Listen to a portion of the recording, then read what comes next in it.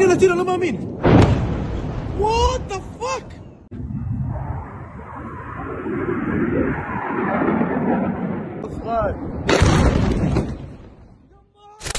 A breaking news update now. The conflict between Israel and Iran is intensifying. Iran struck back.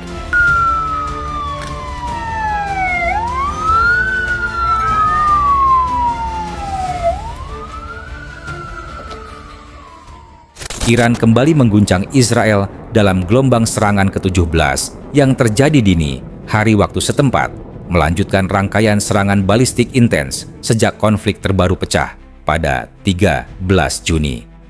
Dalam serangan kali ini, Iran meluncurkan sedikitnya 25 rudal balistik jarak menengah yang menyasar sejumlah target strategis di wilayah tengah dan selatan Israel, termasuk kawasan militer di Negev dan fasilitas radar di sekitar Be'er-Sheva.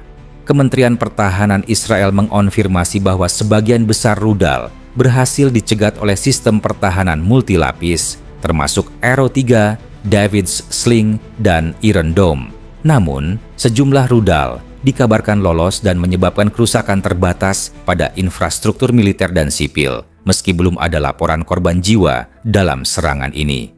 Gelombang ke-17 ini diyakini sebagai respons langsung atas serangan udara Israel sebelumnya yang menghantam lokasi penting di Provinsi Kerman dan Isfahan yang disebut-sebut sebagai pusat pengembangan rudal Iran.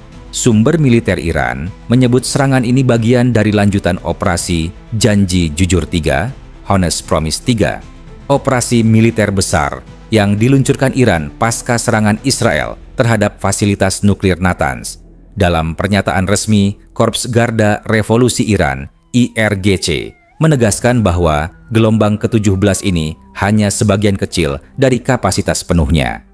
Selama agresi Israel berlanjut, kami akan melanjutkan hukuman strategis terhadap pusat-pusat keputusan militer dan keamanan rezim Zionis, tegas IRGC. Sementara itu, suasana mencekam menyelimuti wilayah tengah Israel. Sirene peringatan berbunyi selama hampir 1 jam di Tel Aviv, Ashdod, dan Be'er-Sheva, memaksa ribuan warga mengungsi ke tempat perlindungan bawah tanah. Militer Israel, IDF, kini meningkatkan kesiagaan penuh dan memperkuat pertahanan udara di kawasan utara, mengantisipasi kemungkinan serangan tambahan dari Hizbullah di Lebanon. Dengan gelombang ke-17 ini, total lebih dari 500 rudal balistik telah diluncurkan Iran ke wilayah Israel dalam kurun 7 hari terakhir.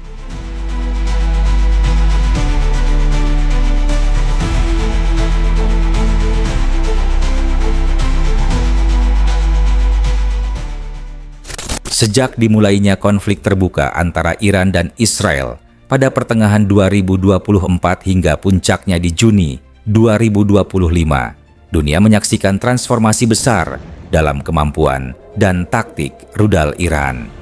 Serangan-serangan Iran tidak lagi bersifat simbolik, tetapi kini mencerminkan kedalaman strategi militer dan kemajuan teknologi yang signifikan dalam program rudal Teheran.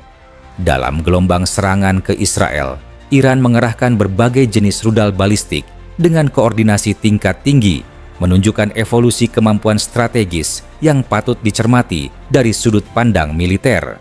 Iran memanfaatkan spektrum luas rudal balistik jarak pendek, SRBM, menengah, MRBM, dan bahkan Intermediate Range Ballistic Missile, IRBM, dalam operasinya. Beberapa rudal utama yang digunakan termasuk Fateh 110, Zolfaghar, Desful, dan Sejil.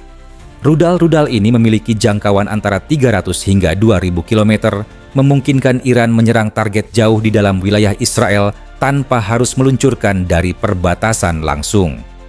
Rudal Sejil, misalnya, adalah rudal 2 tahap berbahan bakar padat yang mampu mencapai sasaran dengan kecepatan tinggi dan waktu respons cepat.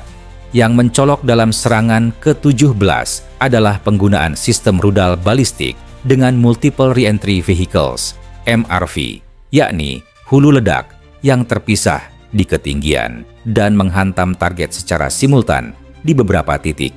Iran juga mulai memadukan rudal balistik dengan drone kamikaze serta rudal jelajah yang terbang rendah untuk mengecoh radar, menciptakan serangan saturasi yang mengaburkan kemampuan deteksi sistem pertahanan udara Israel. Rudal-rudal Iran kini dilengkapi dengan sistem navigasi inersial (INS) dan pembaruan koordinat berbasis GPS atau GLONASS memberikan tingkat akurasi yang lebih tinggi. Meski tidak sepresisi rudal NATO atau Rusia, peningkatan akurasi Iran telah memungkinkan rudalnya menghantam sasaran-sasaran berprofil tinggi seperti fasilitas radar, depot senjata, atau pusat-pusat komando militer.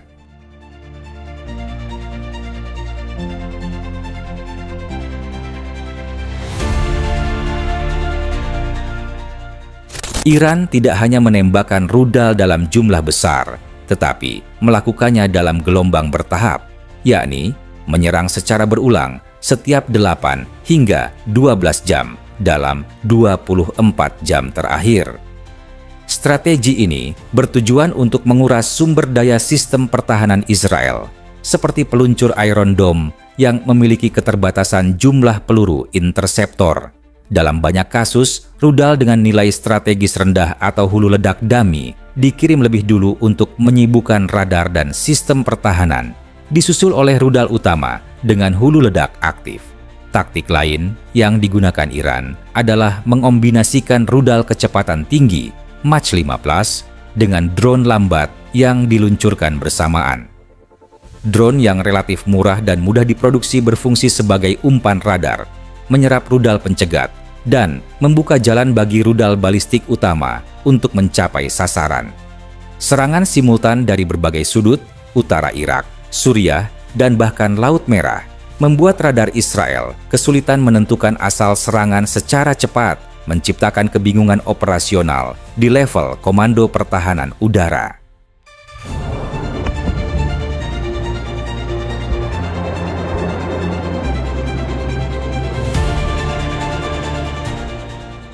Rudal-rudal Iran dirancang untuk menghindari intersepsi dengan kecepatan tinggi dan jalur terbang balistik suborbital. Setelah diluncurkan dari peluncur mobil, TEL, Transporter Erector Launcher, rudal akan naik ke ketinggian hingga 150 sampai 300 km tergantung jenisnya, lalu kembali turun dalam fase terminal dengan kecepatan lebih tinggi dari Mach 3 sampai 6. Pada fase ini, rudal berada di luar atmosfer, sebuah zona yang sulit dijangkau oleh sistem pertahanan berbasis jarak pendek seperti Iron Dome. Dalam banyak kasus, Iran menggunakan Electronic Countermeasures (ECM) dasar seperti gangguan sinyal GPS atau decoy flare untuk membingungkan sistem navigasi rudal pencegat. Beberapa rudal balistiknya bahkan dilaporkan membawa penetrator atau hulu ledak submunisi yang dapat menyebar sebelum menyentuh tanah, memperluas radius kerusakan, dan menyulitkan pencegatan total. Iran juga menyebar peluncur rudalnya secara desentralisasi, sering berpindah tempat dan berkamuflase di antara kendaraan sipil atau kawasan industri. Hal ini membuat mereka sulit dideteksi dan dihancurkan oleh serangan preemptif Israel. Dalam beberapa kasus, peluncuran dilakukan dari silo bawah tanah di wilayah Kerman dan Yazd yang terlindungi secara geologis.